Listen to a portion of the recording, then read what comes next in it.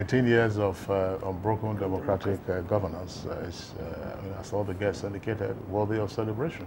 All you need to do was to play back the tape and then imagine what went on before the advent of the Fourth Republic.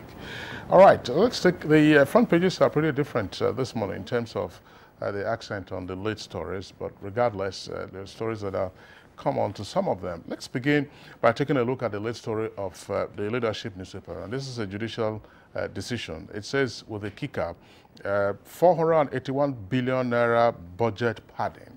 Court orders prosecution of indicted National Assembly members. It says reports of investigation must be made available to the president. That story is on page 5. Also there on the front page, it says police uncover illegal gun factory in Benue. And Saraki's meeting with health workers ends in stalemate. Ex-PDP spokesman Adeyeye defects to APC. Cholera outbreak. WHO deploys 39 staff to Adamawa. And federal government committed to completing abandoned projects. Lai Mohammed, that's on page 8. The New Telegraph has its main headline here, sit-at-home order. Police governors move against IPOB. It has a number of riders. CP vows to use legitimate force to stop Biafran agitators. Traders who observe order to forfeit shops, says the government. IPOB, we're only honoring fallen soldiers. Absentee civil servants to face sanction. The picture story on the front of the New Telegraph is the Democracy Day for the Physically Challenged. We are all in this project together, and all of us should celebrate together. There are a number of small headlines under the nameplate of the New Telegraph. FARC fumes, that's the Federation's Allocations Account Committee. Fumes over NNPC's deductions for JVCC obligations. Over 20 die in Ondo auto crash. That's a sad one. Nigeria has fared well despite challenges, so says Kalu, or Jose Kalu. And then 481 billion naira budget padding. Court orders prosecution of indicted lawmakers. All right, Bayo, very quickly, so that you take this along, let's look at the front page of the Authority newspaper. Authority newspaper, of course, above the nameplate, you also have the stories on IPOB and others. But the lead story for the Authority comes with a kicker. New minimum wage. Federal government dashes workers' hope. Says payment can't begin this year. And states propose 22,000 naira and new revenue formula. Says payment can't begin this year for new minimum wage. It hasn't been agreed on yet. And states are proposing 22,000 naira. Now, below the photograph on the front page, there says third anniversary. We've made progress, and that's according to President Buhari. Details on page 3. I've delivered on my campaign promises, says Wike. Democracy Day, Jonathan celebrates Nigerian youth, or just peace, page 2. Bye. Well, let's start with the story that broke from the Federal Lagos High Court has ordered that principal office of the National Assembly that allegedly appropriated a sum of about 481 billion in the name of budget pardon should be prosecuted. Justice Mohammed Idris ordered President Muhammadu Buhari to instruct the anti-graft agencies that investigated to submit a report to him, and also the court also ordered the president to direct the Attorney General of the Federation to follow up with anti-corruption agencies on the matters as indicated. This case was brought up by the Social Economic Right Accountability Project. It was filed by an order of Monday, was using the court to compel them to act in that. There were also two interesting orders. One was to halt a sum of about 131 billion also appropriated in this year's budget. The other is a theft of about 40 billion that is alleged to be in the budget for what was described as non-constituency project. Now, Democracy Day was... Sorry, just to share, just before you leave that, because I know that you're going to speak extensively on Democracy Day, the decision that you just talked about, with the greatest respect to his lordship, there would appear to be some misdirection in ordering the president to direct the Attorney General of the Federation to proceed against those persons. It is the constitutional responsibility of the Attorney General to institute, continue, discontinue proceedings against any president because the chief law officer of the state. Yeah. And in doing so, the Attorney General of the Federation of a state is required not to be under the direction of anybody, including the president or the governor of a state. And that's how you enforce the law. When you're not saying you are ordering the president to direct the Attorney General. So the president can also direct the Attorney General to discontinue a case. Well, since it is the function of the Attorney General of Federation, based on the case that was filed by the Seraph, the court in its wisdom is advising the president to act accordingly by asking the Attorney General to act according to his constitutional responsibility. Be that as it may, Democracy Day was the hallmark of celebration. President Muhammadu Buhari in the broadcast said that his administration has delivered on his campaign promises. And specifically, he said, despite numerous challenges, all these commitments on economy, corruption, and also security have been delivered. He said, there, however, are challenges. And he says that by expressing serious regret over killings by headsmen and baddies, he vowed that perpetrators and sponsors will be brought to book. He said 3 tiers of government, that is the federal, the state, and the local government, are presently engaging communities, religious organizations to restore peaceful coexistence. And he made some declaration. Democracy is a celebration of freedom, and therefore it's a salute to the resilience and determinations of Nigerians, and also a recommitment to lead Nigeria into a new era of justice and prosperity. There were flags also from the states.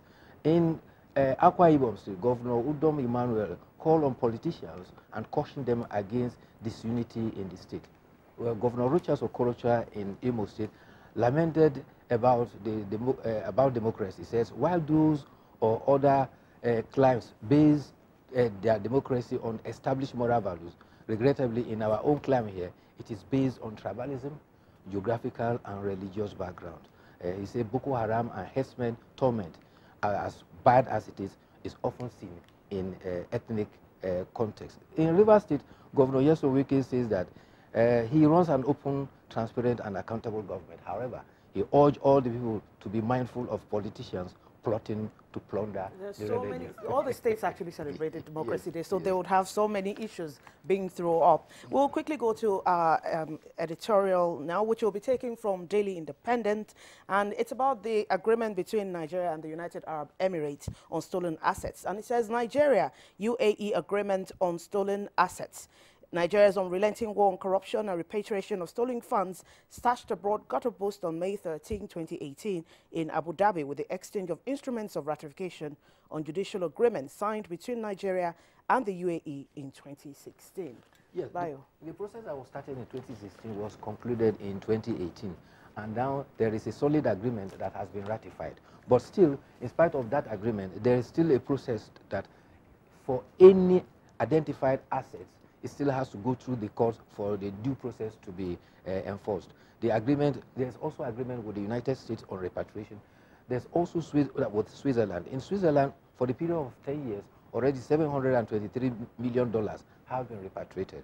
So the editorial is also expressing concern that government should ensure that the war against corruption is fought openly and transparently, in the sense that amounts that have been recovered government should be transparent about it, and their disbursement into economic activities should also be made public so that people can be convinced that looted funds that have been recovered are not re-looted. Thank you very much, Bayo. We have 2 salient issues to discuss this morning, so that's what you can take from the papers. We always appreciate your time. Thank you, as always. We'll take a short break now. We'll return and start our discussions.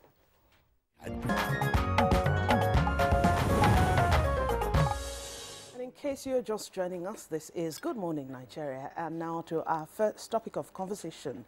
But before we introduce our guests, we'll take this short report to set the tone for our discussion. Now, only good governance can provide the appropriate framework for meeting the challenge of democracy in the country. This was the submission of the former chairman of the Independent National Electoral Commission, INEC, Professor Atahiru Jega, in a lecture to mark Democracy Day in Abuja. With the theme, Peace Building and Good Governance for Sustainable Development, Professor Jega said Nigerians must nurture and develop the infrastructure for peace and invest massively in peace building and sustainable development.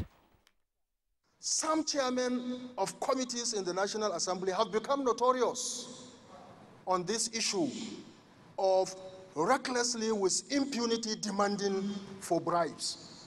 I have heard stories from many vice chancellors about the horrors that they go through on questions of budget and so-called oversight.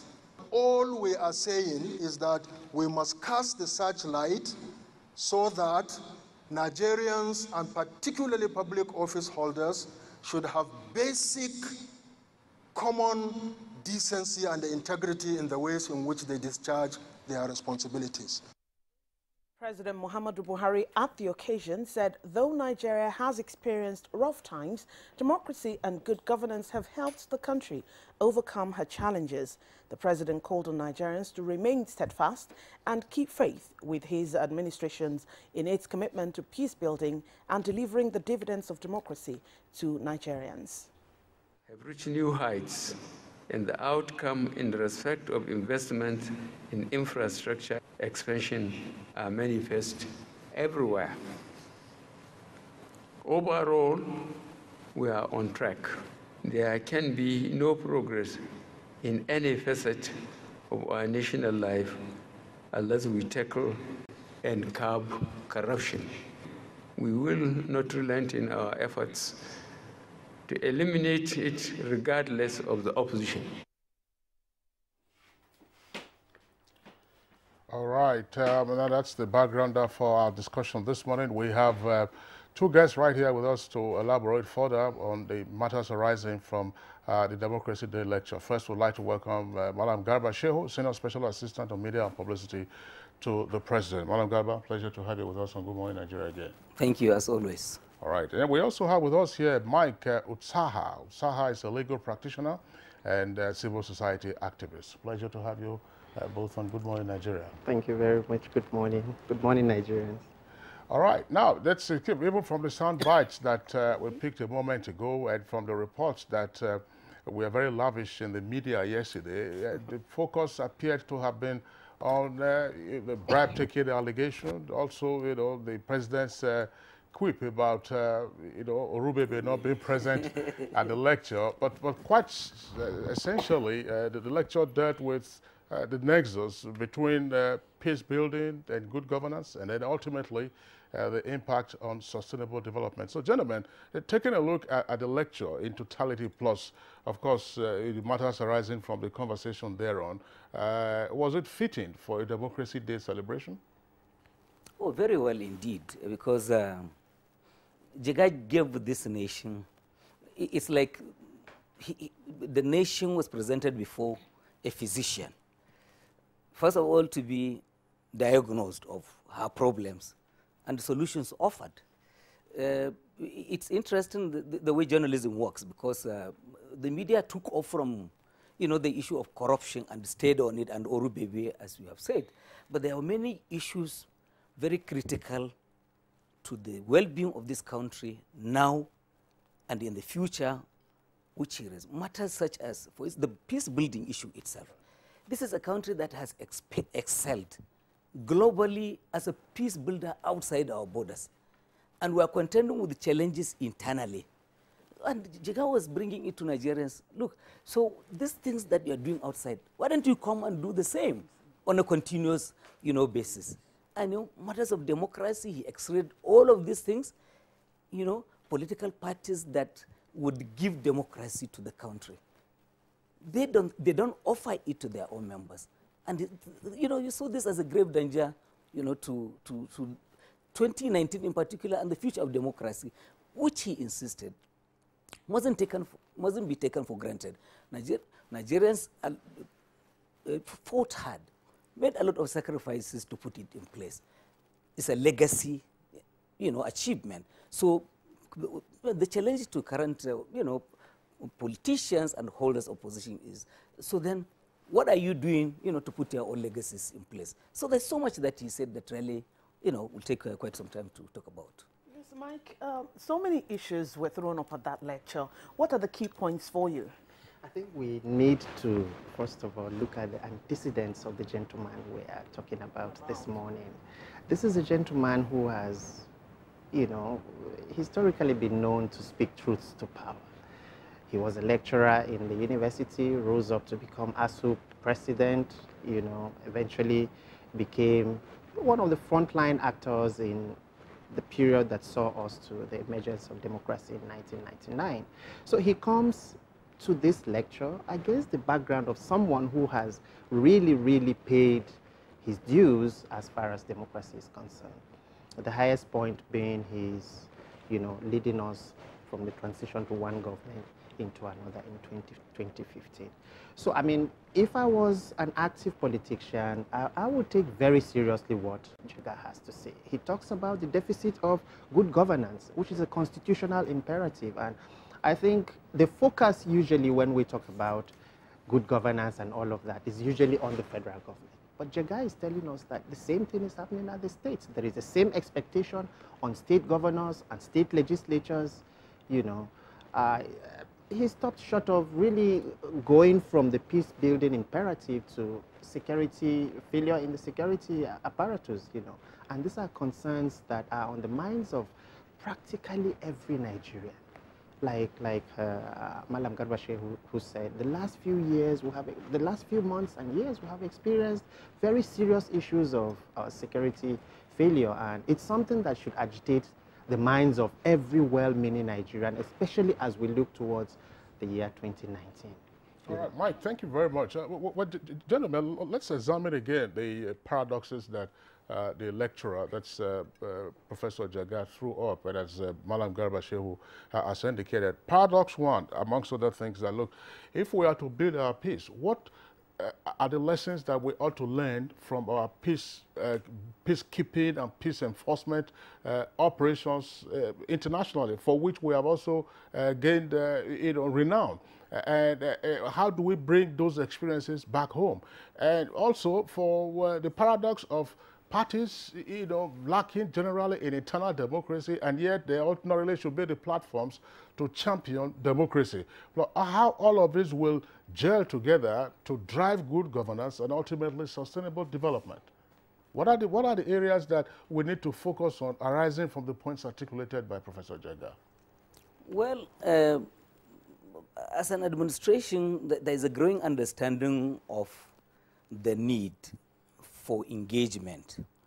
And I think that in the President's National Day broadcast, he tried to move, to Democracy Day broadcast, address some of those elements that Atahiru Jega raised in that lecture. Matters, taking the issue of security beyond law enforcement and engagement, with religious leaders, with the community leaders, and the political leaders. And this thing being a responsibility, not just for the federal government. And I think this is a mistake often made. Assumptions are made that matters of security are federal government and it's not the business of states and local governments.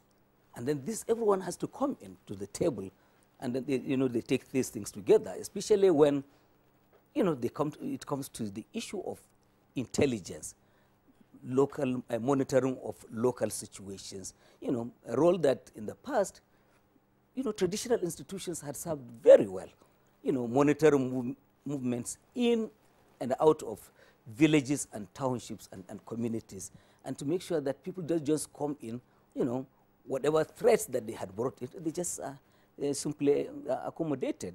So I think these are matters that, as for the political parties, and I think that, so the thing then is that they ought to be talking also, because we must make the admission that we haven't seen the best of the political parties managing internal democracy. It's not just to talk about it, so you have to put these things into practice. So let them do it. I think the test of the pudding, as they say, is in the eating. So let's see them do it before, so that they are believed and they were convinced that democracy is safe in their hands. Thank you, Madam Chair. We'll stick with that issue, Mike, because Professor Jega seemed to be concerned about parties' internal democracy and how they handle things. Seems to be saying that you don't give what you don't have. And he expressed concern about what is going to happen in the next general elections if so much violence was witnessed in Congresses.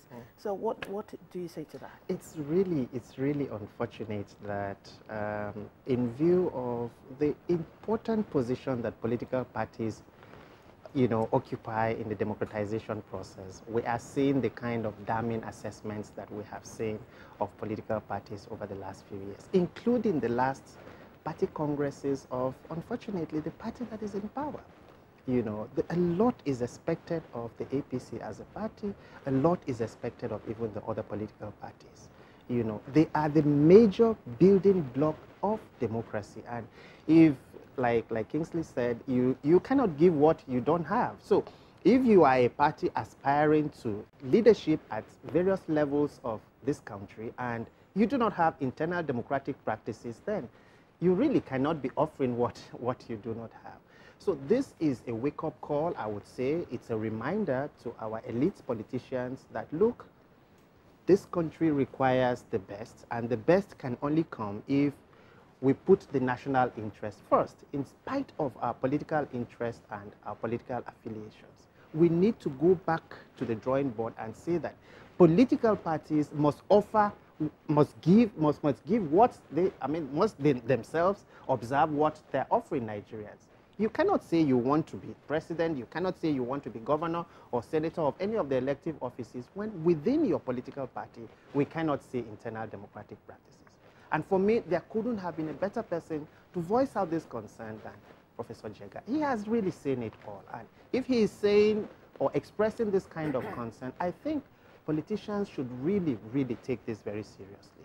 All right, Mike, still with you, and the point that Malam Garba Shehu was elaborated on, and that has to do with the attention that Professor Jega has drawn to, if you like, the abdication of otherwise coterminous duties and responsibilities. For instance, local governments on Good Morning Nigeria, we always call attention to the subnational governments, whether in the management of the economy, but in this case, with regard to good governance and security. What has led to this seeming abdication of the coterminous responsibility, either for peace building or for security? We have some good examples, no doubt about it. Plateau State, for instance, is striving hard with regard to peace building. But how did we get to the stage that everybody says, listen, it's Abuja that will take care of this? I mean, the local government system has, it has collapsed, let's say so. Local governments have become really centers of distributing federal resources, I would say. No single development is taking place at local governments. I mean, I won't sit down here and say that it's the same case in every local government, but for the most part, local governments are not offering the service that we have always known them for. As a kid growing up, we had local governments take responsibility even in the development of infrastructure. That is not happening now. It's not. So I think, again, we really need to go back to the drawing board and to say that what exactly do we want as a people? And what are the institutions that we need to be able to, predispose us to these desires that we want or we wish to have as a nation? And the political class plays a critical role in this. But again, like Malam Garba Shehu said, there is a need for engagement. It is not just the professional politicians. We would like to see traditional institutions involved in this process of taking us back to where we were and where we desire to be.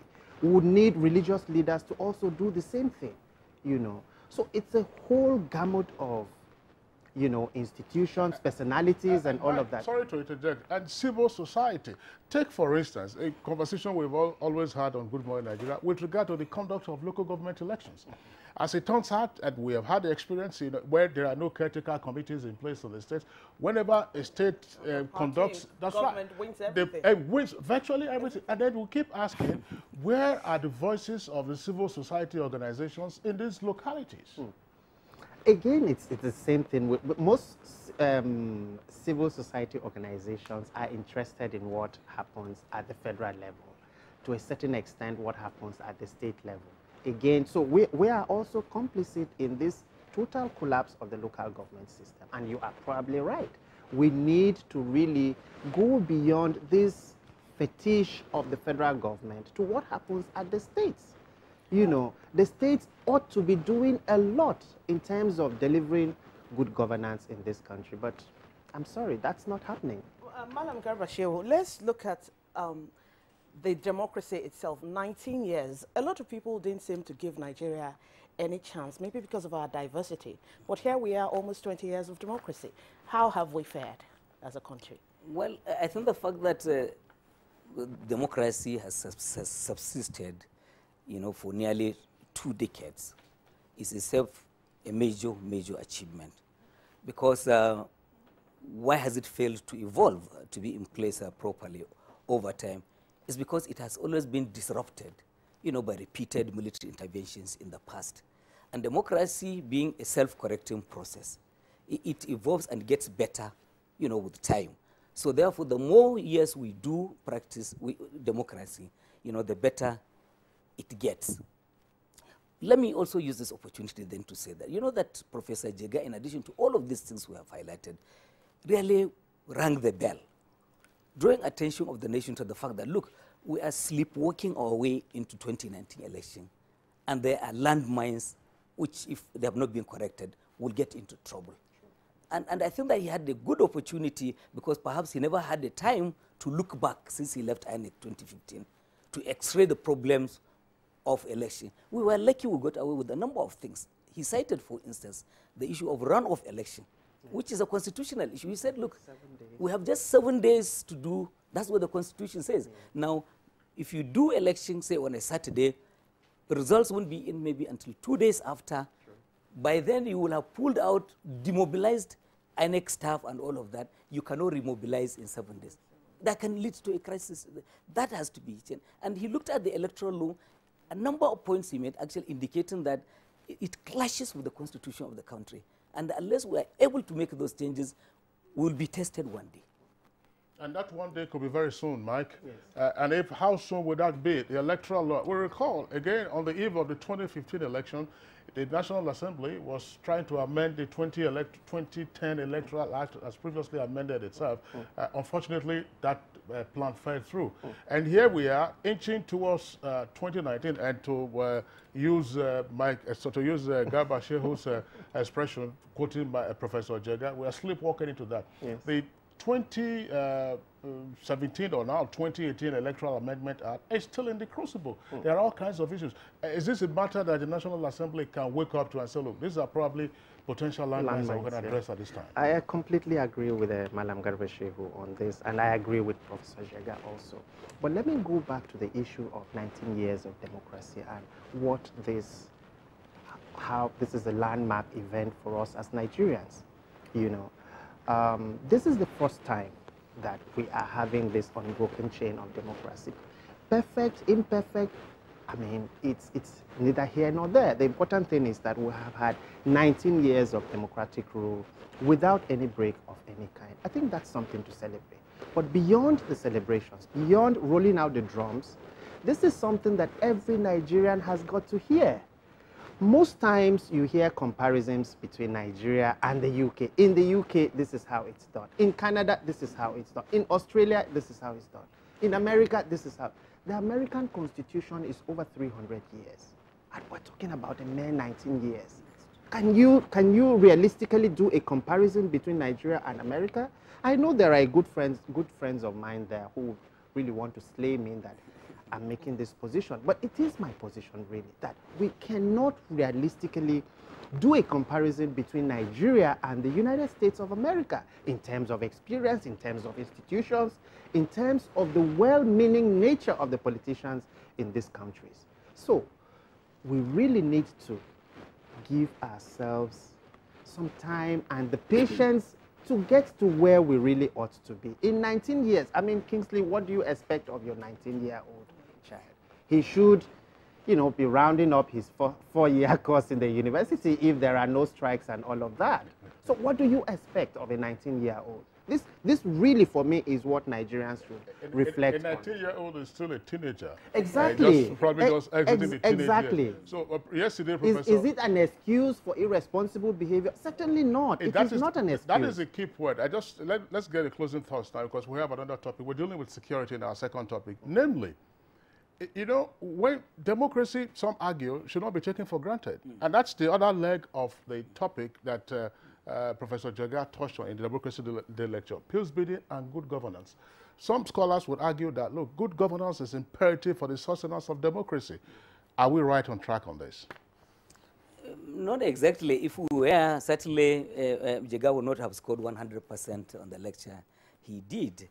But another issue that I think we ought also not to ignore is the tendency, growing tendency, to speak in hatred in the country, which is yet another major threat.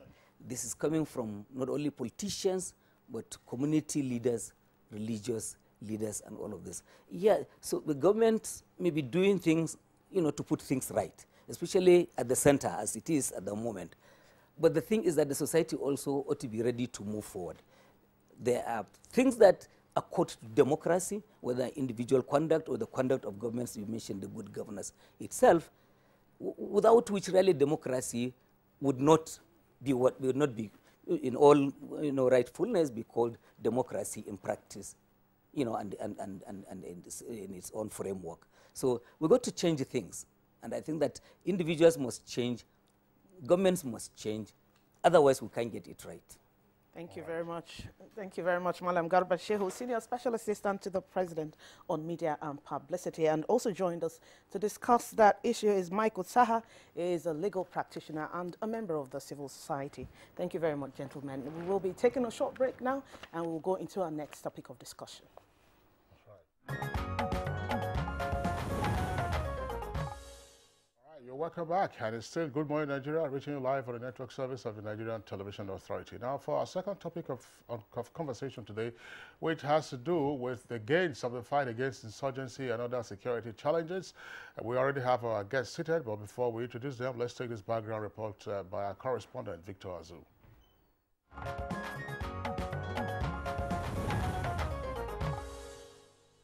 When President Muhammadu Buhari was sworn in 2015, he promptly declared that public safety and security will be one of the cardinal objectives of his administration.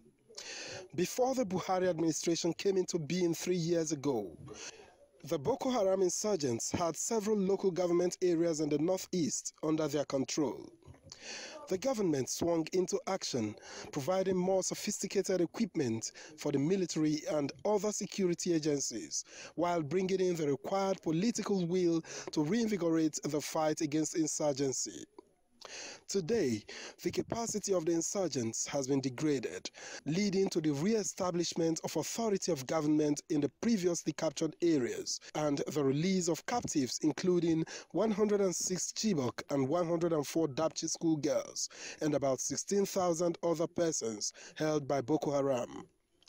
The government in the last 3 years has also secured IDP camps while improving the mechanism for the distribution of basic aid, food, and essential commodities, using various strategies in collaboration with local and international organizations in order to cushion the effect of the insurgency on internally displaced persons.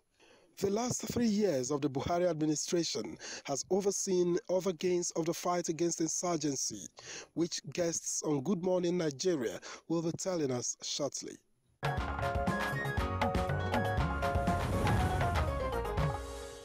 Us now to do justice to our discussion on the 3 years of fighting insurgency, the gains we have made so far. Major General Ibrahim Attahiru is the Deputy Chief of Policy and Plans of the Nigerian Army.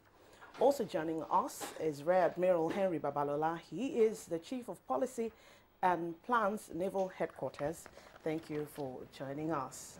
Thank you for having me. All right, there are two other guests who are here with us in the studios. First, I would like to also introduce Air Vice Marshal Ola Tokunbo Adesonya, he's Director of Public Relations and Information of the Nigerian Air Force. AVM Adesonya, pleasure to have you with us this morning. Thank you very much. And a familiar face on Good Morning Nigeria, a security analyst and expert, Kabir Adamon. Kabir, pleasure to have you back again on Good Morning Nigeria. Pleasure is mine. Yeah, all right. Well, gentlemen, let's begin this conversation. First by hearing from the brass hats, military brass hats, who are here with us in the studios. 3 years on, with the renewed vigor in dealing with insurgency and emergent security challenges, what has been the experience? Let's begin with the Vice Admiral. I believe Rear that. Admiral, rather. Thank you very much. I believe that we've made tremendous gains the last 3 years with Nigerians, and that we are witnesses to what was happening 3 years ago and now. And I think the military has done tremendously well. And we can attest to this by a lot of indices. One, life has returned to most of these communities, and the insecurity that was extremely prevalent about 3 years ago has improved tremendously. And we'll do this great thanks to the cooperation and the renewed vigor of government to reposition security agencies, especially elements of the Nigerian Army, because the crisis in the Northeast area is mainly land-centric, and the Army has been very, very tremendous with a lot of support from the Air Force. And so what we have is that a lot of territories have been liberated, law and order has been restored in most of the communities. And if we look very well, we know that I think we have made a lot of progress in the last 3 years. Major General Atahiro, you tell us about the experience of the ground troops. He has given us from the point of view of the Navy. Thank you.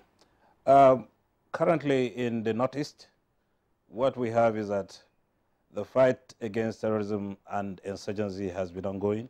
We have set decisive conditions for the final dismantling of the Boko Haram insurgency. This I can tell you, just a few months back, we were able to rout the Boko Haram from Camp Zero, and similar Operation Last Hold, for instance, in the next couple of days, Operation Last Hold will be launched. It is meant to clear the whole of northern Borno of all the insurgents. Then there will be a link-up point to the center and then towards Maiduguri for the final clearance. And with that, it is believed Boko Haram will come to a final end. Aside from that, on the LCBC countries, Lake Chad Basin countries, we've been having cooperation with Chad, Cameroon, Niger, and indeed Benin Republic, where we've been having cooperation across borders to ensure the routing of Boko Haram as well. Okay, AVM Adesonya, your experience from the air, the experience of this fight against insurgency. Let's have your experience. Thank you once again. Taking a cue from what Rear Admiral Babalola said, we know that what obtained in the past 3 years is not what obtains now. And you find that the air operations being conducted by the Nigerian Air Force, say about 2 years ago, were mostly close air support operations in support of the land forces to create the enabling environment for our land forces to be able to operate. These days, we find that more of our operations are either intelligence, surveillance, and reconnaissance missions, which are aimed at gathering intelligence, which we either make use of pass to the land forces. And then we also find that more often than not, we are able to conduct what we call air interdiction missions, which are basically aimed at killing the birds while they are still in their nest. And an example of that would be the Operation Thunder Strike that was concluded about 2 weeks ago. And that was particularly targeted at known Boko Haram terrorist locations, which have become relatively inaccessible due to the onset of the rainy season. And that operation proved quite successful. And because of the enabling environment we have now, the Nigerian Air Force is able to also conduct a lot of humanitarian outreach programs in the Northeast, which in the past could not really be conducted. Well, AVM Adesanya, I would like you to speak some more on the role of the Nigerian Air Force, because before 3 years, I mean, before 2015, very little was heard about air operations in terms of either support or recognizance or interdiction. What has changed? Acquisition of new platforms, or what has changed in terms of the participation of the Air Force in the fight against insurgents in the Northeast? Yeah, okay, let me start by saying that the Nigerian Air Force has, of course, been in the thick of action right from the onset of the campaign against insurgency. Although I must admit that maybe not much was being made known to the public of the activities of the Nigerian Air Force until more recently. But basically, the Nigerian Air Force has been involved in what I call close air support operations. An example which I could easily cite would be the capture of Dikwa in 2015, where what happened was that we had our ATR-42 Maritime Patrol Aircraft, which is an ISR platform. It was able to detect the fact that the Boko Haram terrorists were laying ambush, and of course this information was relayed to our land forces, and we took out the Nigerian Air Force took out those terrorists, and the Nigerian Army was able to move in and then did the necessary clearance operations, which led to the capture of Dikwa. And aside from such close air support missions, we also had what we call logistics resupply missions. These are aimed at supplying necessary munitions, food, fuel, and the rest to various remote locations of various forces. And this is quite important when we know that going by road could, of course, be a bit tardy and could also be time-consuming. And aside from this one, I mentioned the intelligence, surveillance, and reconnaissance missions. Intelligence is critical in any warfare, and particularly in asymmetric warfare of this nature. So the Nigerian Air Force, with its ISR platforms, has been doing a lot of gathering intelligence, which it had been making use of sometimes, and on other occasions passing to the land forces. I must mention that the Nigerian Air Force also has what we call the special forces, which fight side by side with the land forces in the Sambisa Forest and other theaters of operation. All right, just before we bring in Kabir, let's listen again to Rear Admiral. Rear Admiral, well, one of the issues with regard to fighting Boko Haram had to do with the operations in the Lake Chad area. Of course, if you didn't have an amphibious deployment, that was going to be challenging, even though Lake Chad is said to have shrunk considerably. What has changed with regard to deployments, the amphibious battalion, amphibious brigade, or amphibious platforms to deal with some of those pockets of hamlets where Boko Haram members were either gathering or operating from? Thank you very much. Following the presidential directive in 2016, the Nigerian Navy was given a directive to place a naval base in the Lake Chad. And specifically, we located to Baga at the fish dam. And we have elements of the Navy there as a full-fledged naval base there now. And the job of the mandate of the base is actually to prevent river crossings from the numerous lakes and the islands you have on the Lake Chad itself, because we discovered that they had become safe havens for Boko Haram elements and others. And that's why we are mobilized there. We have our patrol boats, a full-fledged naval base there to give support to the land forces. And we have also been involved too in some other special operations around the area. And added to this is the fact that the Nigerian Navy too has an element of the Armed Forces Special Forces Battalion that we work in. We also have our special boat service personnel. And I think this has improved security tremendously. Before the advent of Boko Haram, to surprise Nigerians to hear that the bulk of the dry fish and others we get in Nigeria are actually from the Lake Chad Basin and others. And it was really giving a boost to the economy. But when the crisis started, that collapsed and everything. So what we are doing now is to build confidence, to assure people, and to give close support to the Army and the Air Force elements so that law and order will be restored in the area. I think that you are a security expert. What's your view on Nigeria's fight against insurgency, especially the push in the last 3 years? It's been amazing. The role that the military has played can only be commended. The other aspects that I would say we need to look into and see how to improve is the role of the other security civilian departments. In normal warfare, you take, you hold, and you build. Now, the military, as has been explained here, have taken. Who is doing the holding and who is doing the building? The military is virtually doing all of this in the Northeast. So I would want to see going forward, especially the Office of the National Security Advisor that's coordinating the national counterterrorism strategy, the involvement of the other security departments in especially these two aspects of holding and rebuilding. You can only ask the military to do so much. The second component that I would like to see going forward in terms of an improvement from the 3 years, how do we win the hearts and minds of the people in the localities where this warfare is ongoing?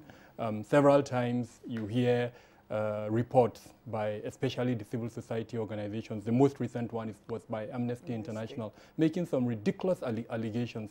So I think we need to look into that so that at the end of the day, the hearts and minds of the people in the location are won. All right, Kabir, thanks a lot. Of course, we'll come back to WAM, which is winning hearts and minds, to drill down on that. Well, I would like, the officers here to speak to something. Yes, you say that you have made tremendous gains, and these gains are also obvious to those, who are either who were in the theater of operations or who are also removed from the theater of operations. But tell us something, beginning with General Ibrahim Atahiru. What has been the role of motivation in all that you've been, in all the gains that you have recorded, and in particular also, how much public support and appreciation have you received? I think the whole thing will start with the compelling narrative, strategic compelling narrative we had from Mr. President. The government of the day has 3 cardinal points: security, fighting corruption, and indeed economic development. On the security perspective, this went down with all the security forces and indeed members of the armed forces. This was able to galvanize us into action.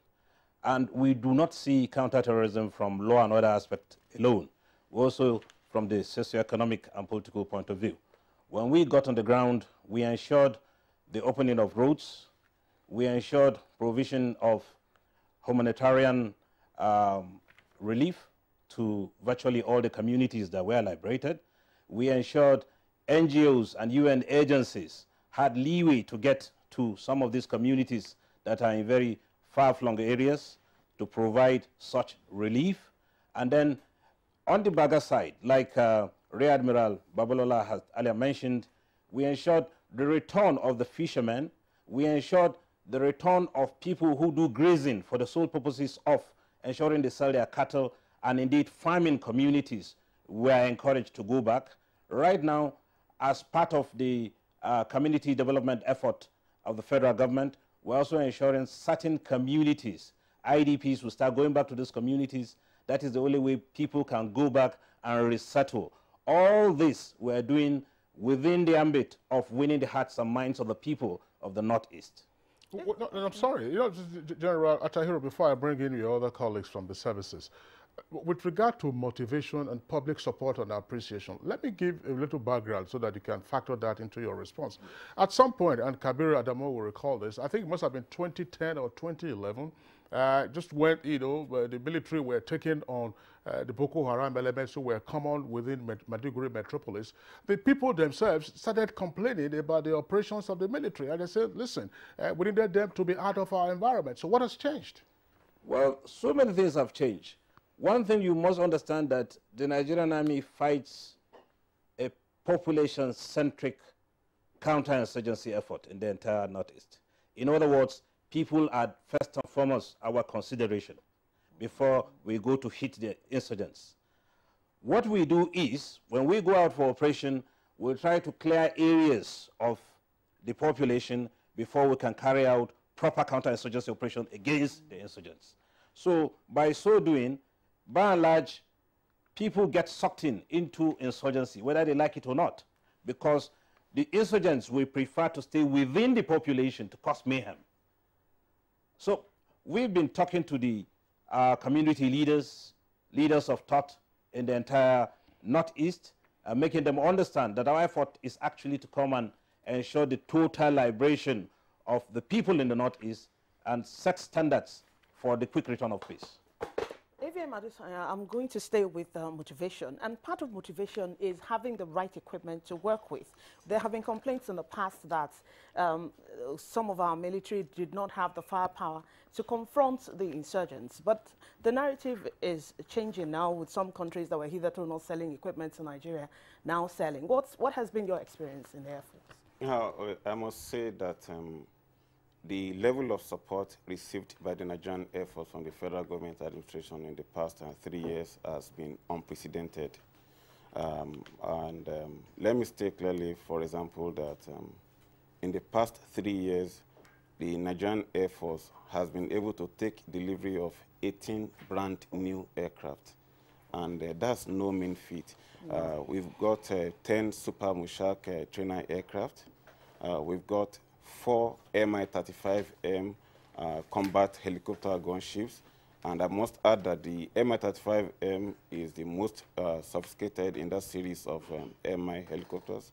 And then we've also got 2 Diamond aircraft, trainer aircraft, as well as 2 Bell 412 helicopters.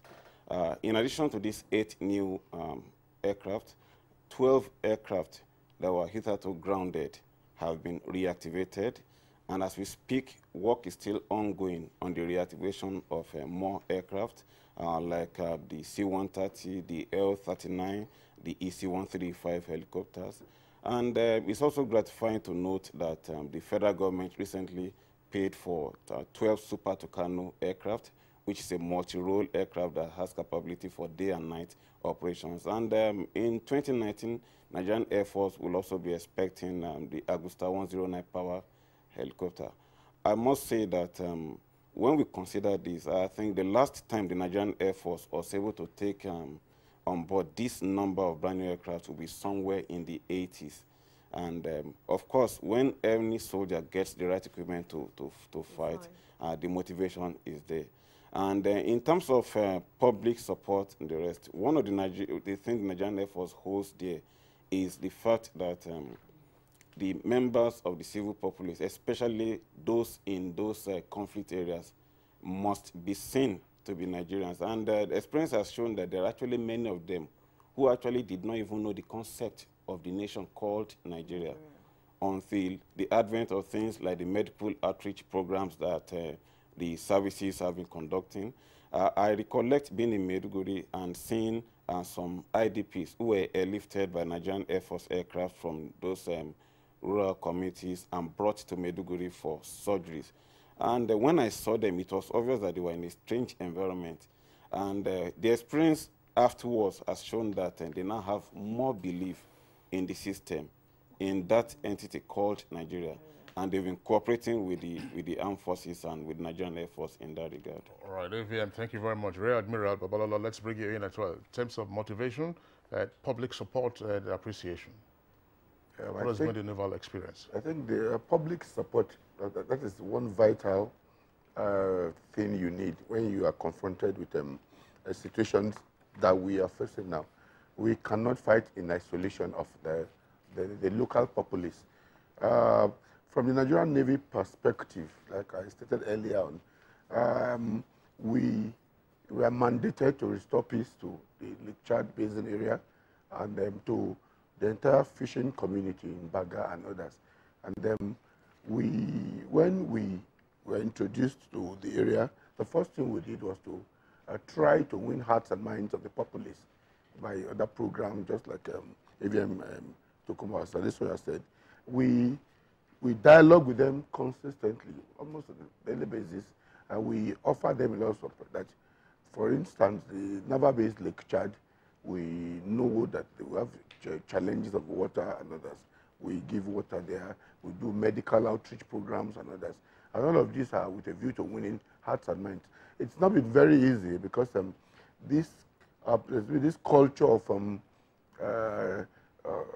not allowing them to talk because of the consequences of the local populace cooperating with security agencies. But all of this, I think gradually we are breaking that barrier, and I think there have been a lot of success. In the area of motivating our personnel we discovered that this our personnel must be rotated constantly because they stay too long in a problem. And we also have very special welfare incentives for them. So at the end, we have been able to establish a regime that means that going to serve in the North is not actually a punishment or something. And as we speak, we have personnel, I want to use the word lobby, quote and unquote, to go to the Northeast because they know the consequences. Who are enthusiastic to be closer to the Northeast. All right, well, gentlemen, we'll have some reactions that have come in by way of tweets. Our Twitter handle is there on the screen. You can see it at NTA GMA. We are taking those tweets right away. Mike Ayankwo has this tweet. The present government has really tried in this regard. That's with respect to dealing with insecurity. But a lot still has to be done to stamp out insurgency in its entirety. Now, we want relative peace in the whole country. It's not the duty of government alone, but all of us. And Dele Jack Solomon says, as we say thank you to the Nigerian military and other paramilitary organizations involved in the fight against all forms of insecurity in Nigeria in the past 3 years, we implore PMB's administration and the affected state governments to work together, taking immediate steps to shore up security for herders and farmers, strengthening conflict resolution mechanism, continue to decimate and counter the Boko Haram terrorist attacks, address negative environmental trends, and curb cross-border movements of both cattle rustlers and armed herders. This is Victor Hioswama tweeting. It says the first major achievement of this government, that's Buhari administration, was the fight against insurgency. And it's obvious that Boko Haram has been seriously degraded. The new security threat now is the herdsmen and farmers conflict. It must be tackled. Aminu Haliru actually says the current administration has achieved tremendously well in fighting insurgency in the northeast by degrading almost the entire Boko Haram. So kudos to our military and other security agencies. However, government needs to address the welfare of our security personnel in order to encourage them to do more in securing our country. Amabwala Hombabs tweets, now the fight against insurgency has been more than efficacious. However, more needs to be done in eliminating the vampires with their roots. We may not have many local governments occupied by them, but the truth remains that they are still active in a couple of local government areas. Unfortunately, as many of the Nigerian Army and other service and security agencies lay down their lives to secure us, they've not had the expected accolades. Nigerians must appreciate the military boys. Time was when Abuja was under siege, but today we can only say thank you to them. Boko Haram is degraded, but it's not impossible that some of its members may have morphed into killer headsmen. For Festus Akimboyewa, that all the local governments controlled by Boko Haram have been liberated and thousands of hostages rescued, there's no doubt that government has made good progress in the fight against insurgency. But despite these gains, sustained effort is needed in the fight against Boko Haram. All right, this is from Bala Mohammed Gaidam. It says the fight against insurgency is a huge success, especially in the northeast, as we now go to marketplaces, mosques, and also sleep comfortably in our homes. Kudos to President Muhammadu Buhari administration. And Habila Kwara Zakshi says, sincerely, the fight against insurgency has recorded some level of appreciable success in the past 3 years. The only burning security threat to the nation that needs urgent attention now is the herdsmen killings.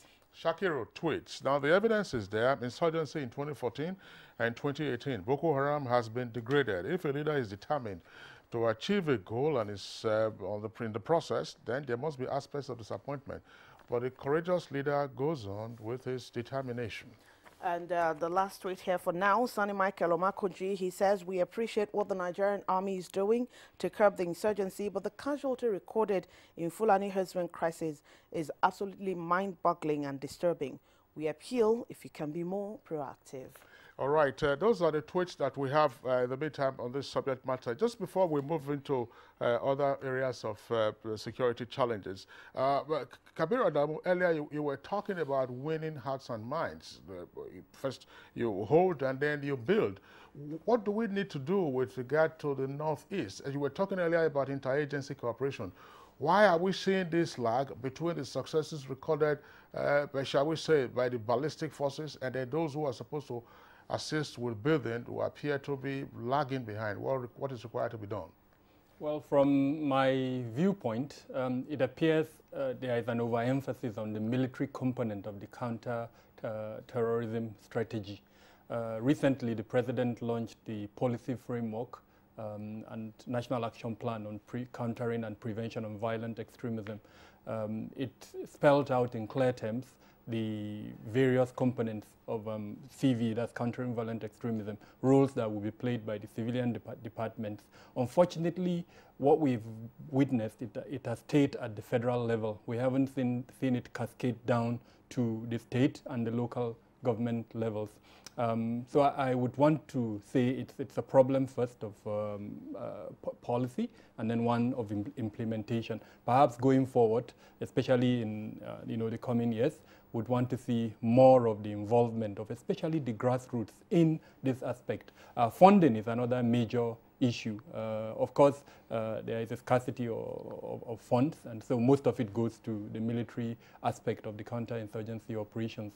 Perhaps that's another area that especially the National Assembly needs to look closely at and see how funding for these other components of the counterterrorism strategy can be looked at. I know that the police in particular indicated that Burma would be a case study.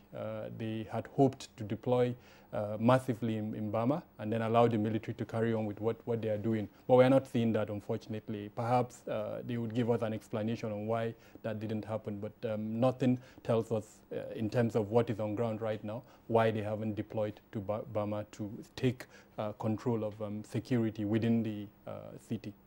Maybe Major General Tahiru will just pick up from there. I was going to also add that he placed emphasis, he made a point that there seems to be a lot of emphasis on the military aspect of fighting insurgency. So you can speak to those 2 points. Thank you very much. I cannot agree less with Adamu's assertion. The entire process of counterinsurgency should be a whole of government approach.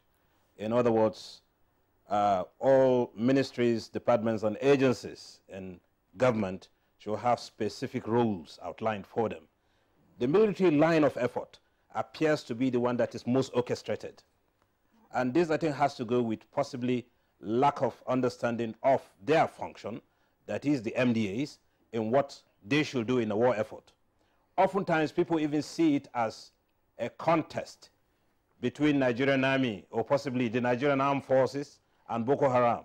They don't see it that the whole nation is at war. When a nation is at war, you need to orchestrate elements of national power to be able to defeat such a war. And that is what is lacking in this case. But with time, people have been educated, and I believe, like he just said, the policy is in place now, and with time, people will be so made, MDAs will be made to execute whatever they are supposed to. For instance, Justice Ministry, we have a whole lot of people who are supposed to be carried before the judiciary. Up till now, they are still waiting for that. We have holding centers for these detainees. There are delays in that. Government, just not too long ago, sent a task force which is doing that. So many people in Kainji and in Maiduguri have been taken before the law courts so that they can go through that. Alternative dispute resolution is another way of also ensuring this is addressed. So I'm sure once the MDAs have a total understanding of what is expected of them, we'll have all the line of effort being orchestrated, because for now it's only the military line of effort and the humanitarian action line of effort that we see more of in the theater of war. Thank you. I just still with you, General Atahiru, and of course your other colleagues, on the basis of their own experience, may wish to also make a comment on this. Yes, the operations in the Northeast have been successful. Law and order has been restored in most parts, as you have indicated. The Boko Haram elements have been cleared out.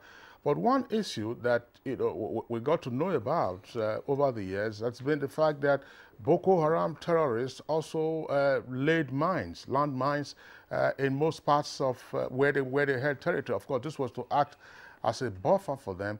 How much attention is being paid to demining? Because that can be very critical in terms of people returning to normal agricultural life. Otherwise, we saw the experience in Mozambique with the Renamo rebels. We also saw that with UNITA in Angola. Well, basically for demining, the Nigerian Army engineers has been conducting demining around areas where these reports come to us while in the theater of operation. And indeed, the United Nations is also partnering with us going forward to ensure certain areas where people intend going back to, especially IDPs and those who intend farming, we also go out there to carry out the mining action. But I think the major problem has been that of IED over and above mine warfare as it is. And for that, we've been carrying out counter-network operations. We ensure precursor materials do not get to the people who are actually going to put these things together into IEDs. We've been doing operations aimed at ensuring we target those ones who are the makers of these IEDs. Those are the processes that have been in place. Rear Admiral Babalola, let's now go to other. When we hear of insurgency, what comes to mind mostly, especially in Nigeria, is the Boko Haram fight and other. But there are so many others that we have to contend with. One of the cankerworms coming up now, ongoing on now, is the herder farmer clash. What other ones do you have, as the Navy, have to deal with? Thank you. In the maritime environment, which I think is a critical factor to this, because the over 90% of our imports and exports are done via the waterways and others. And when we have very lawful users of the seas, we also have the criminal elements. They want to profit from this through illegal trafficking in arms, ammunition, and everything. And we have sustained patrols to an extent to ensure that that aspect, that area, that very critical area, is made very safe for genuine users of the sea. Then we've also have to deal with the backwaters. The backwaters, I mean that we believe that crimes, even at sea, they emanate from land and others. And then we've been able to do this with support of government.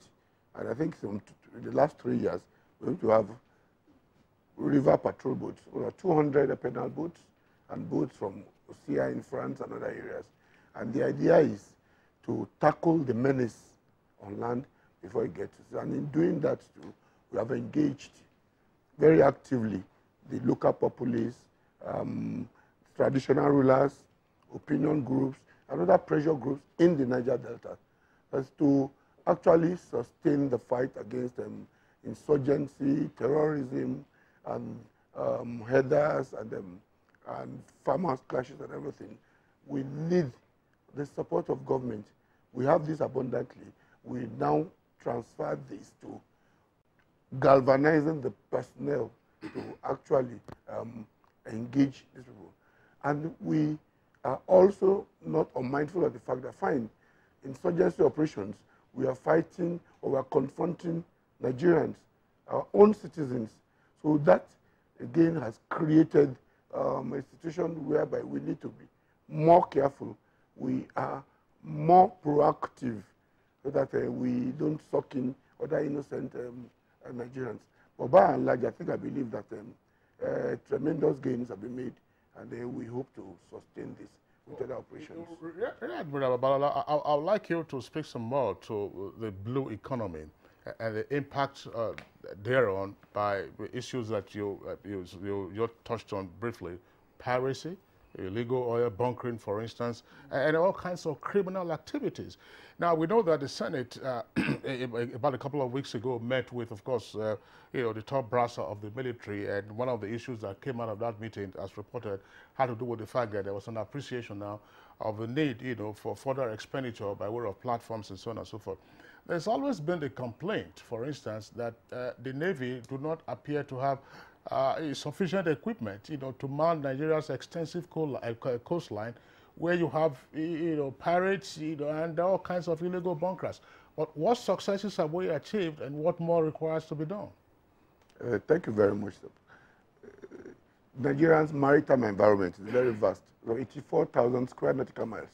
That is one-third this landmass of the Federal Republic of Nigeria. And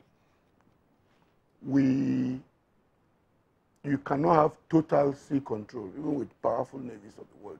What we'll do is that we have identified some areas that we have a strong prevalence of most of these acts. I'll give an example, like approaches to Bonny, Escravos, and the Lagos Harbour in itself. So what we do is that we have invested heavily in having patrol boats. We have an operation that is ongoing, about 3 years old. That's the operation Sarin Teku. And what we do is that we just amass some fleets of ships, and we have capital ships right on ground there, and we have other ships patrolling around these troubled areas. And then we have been doing this to look. We'll go into the idea is that if we don't have secure sea lanes of communication, it's going to impact very, very negatively on the economy. Like I said, the Nigeria's economy is sea-based, and in the last 20 years, there have been other investments offshore, like the Bonga, the Agbami, the EA fields, and everything. And once there's a disruption in any of the activities of these places, it's going to have very, very tremendous effect on the economy. And what we seek to achieve is that, fine, we cannot have total sea control, but we have identified critical areas, and then we have upped our ante in these particular areas. And we're also doing that too in conjunction with the other services, Nigerian Army, the Air Force. The Nigerian Air Force Maritime Patrol aircraft have been of tremendous assistance to us in this regard, because they go on patrols, they feed us with reports, and they tell us where to go. And lastly, we believe that the Nigerian Navy, so for instance, a particular patrol ship, there is a Pabana, we have about 830,000 liters of automotive gas oil for 1 week of patrols. So we believe that this is expensive, so we are investing in technology. We have the Fakonai project and some other listening things, so that at any time we don't do what I could term aimless patrols of the past. We get intelligence and information, and we assign vessels to the place. I think there has been a lot of improvement from about 2015, when when our oil outputs actually went down due to agitations. So in doing all of this, we are talking to the to opinion leaders, to militants and other pressure groups in the area, and I think that has transformed to what we are witnessing now. Let's talk about some of the other security issues you have to contend with. So he mentioned that you give them some support for air surveillance and all this. So let's talk about the other security issues. In particular, I mean, some of the concerns that have been expressed have to do with the fact that, all right, so besides the Northeast, elsewhere in the country, Zamfara, for instance, Kaduna, Benue, and other places where you're having frequent farmers and herdsmen clashes, and just plain banditry. The Air Force do not, or doesn't appear to have its wings over these areas. Is that the correct position? I wouldn't say the Nigerian Air Force doesn't appear to have its wing over those areas. One of the characteristics of air power is its versatility. You can have an air base in Kano, but that will have its eyes on areas over the entire northwest zone of the country. But beyond that, the Nigerian Air Force also has increasingly taken steps to also bring security closer to the people, and in line with the directives of the president. And one of these things is the establishment of what we call the quick response units. An example will be in Zamfara, where you mentioned. The Nigerian Air Force recently established a quick response group in Zamfara. Similarly, quick response wings were established in, at Ngoroje in Taraba State, at Agatu in Benue, and Doma in Nasarawa. And the good thing is that these units have been populated with special forces, And the whole idea is to complement the already existing security arrangements in those places. And it must be stated that also within the past 3 years, something that has been unprecedented is the fact that the Nigerian Air Force has been able to recruit well over 7,000 individuals in realization of the need that these various new units will need to be manned. And in order to achieve that, our military training center, the facilities there had to be tremendously improved upon, and that was done. Thank you, Evian. I will briefly just touch on an issue with General Atahiru, and that's the issue of the remaining Chibok girls and Leah Sharibu. A lot of Nigerians are concerned. I, as a mother, am concerned as well. Are we ever going to have them back, and how soon are we having them back? Well, I think we must remain very optimistic. We're going to have them back, that I can assure you. There are a whole lot of non-kinetic operations that are ongoing.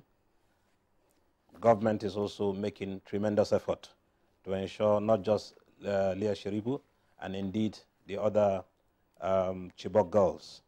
Very soon they should be joining their family. I'm very optimistic about that. That's very good news. Yes. All right. Just before we take our tweets, Kabiru, let's get this from you. With regard to dealing with other security challenges beyond the Northeast, are we deploying fast enough? Are we responding adequately? Well, I'm very happy with the comment from the Air Force regarding the establishment of quick response unit. One of the things that, from my viewpoint as an observer, is the absence of communication and then rapid response in security challenges. A good example is the incident that happened in Birnin Gwari on May 13th, if I remember well, when bandits blocked the highway and operated for about 2 hours, and there didn't seem to be any response. So hopefully going forward with the establishment of this quick response units, that type of a situation would not repeat itself. I mentioned communication, both between the military and the civil security departments, as well as with residents of those locations. So we need to provide readily accessible and reachable numbers that residents can immediately communicate with both the military and other civil security departments so that they can now deploy quickly. The critical component there, which unfortunately is not in the hands of the military, is our criminal justice system, its ability to arrest as well as prosecute offenders. Unfortunately, we haven't seen enough of that. It's been mentioned in the course of our conversation. It's also affecting the other security challenges, especially this malicious narrative, the so-called Hada Farmer or Fulani herdsmen. So many narrative around that. Also very important is our border enhancement capabilities. What type of measures are both the customs and immigration using to ensure that there is no cross of the border by elements that Thank you very much, Kabiru. We just hope, we wish we had more time to discuss this. This is a very wide issue. We have some tweets in now that we have to take. Chief Ozoekwe says the fight against insurgency has been successful to an extent, but much more success and progress would be recorded geometrically if the welfare of the soldiers on the front line is upgraded. This is from a handle called the Duke of Wuse. I just want to use the opportunity to thank the Nigerian military for all their efforts made to protect the country. God bless the military.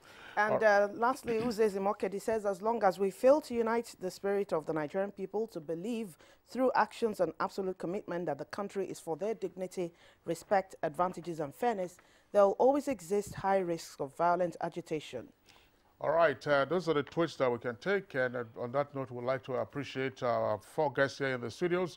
Kabiru Adamu, the security analyst, always with us on Good Morning Nigeria. Thanks a lot for being around today and for your contribution. Thank you for having me. We also would like to appreciate Major General Ibrahim Atahiru, who is Deputy Chief of Policy and Plans, excuse me, of the Nigerian Army. General Atahiru, thanks a lot for being on Good Morning Nigeria. Thank you for having me. Our thanks also to AVM Olatokunbo Adesonya, Director of Public Relations and Information, Nigerian Air Force.